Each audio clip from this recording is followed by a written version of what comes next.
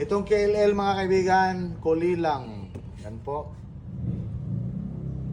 Available din yan dito mga kaibigan ha. Meron siyang charging stand, umiilaw ito kapag sinacharge. Siyempre, itong charging stand nito. Ito po yung clipper niya na kung maririnig nyo po, maganda ang clicks. Ito made of plastic. Yan. Okay. Ito po, meron po siyang third level. Alright. Tingnan nyo lang dyan sa Yellow Basket mga kaibigan ng anong full specs nito. Pati presyo. Yan po. Ito po yung detailer niya. Alright. Magandang klase. Magandang grip. So, ang foil saver po, meron siyang medyo bulky. Tatlo ang blades. O tatlo ang foil saver. Tapos, yan po.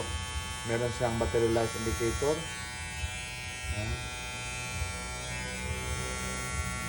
So, isang hagod na ganito, linis kagad. Ito yung magandang kuan para pang kuan ba? Pang laras ba po mabilisan na gupit. Alright?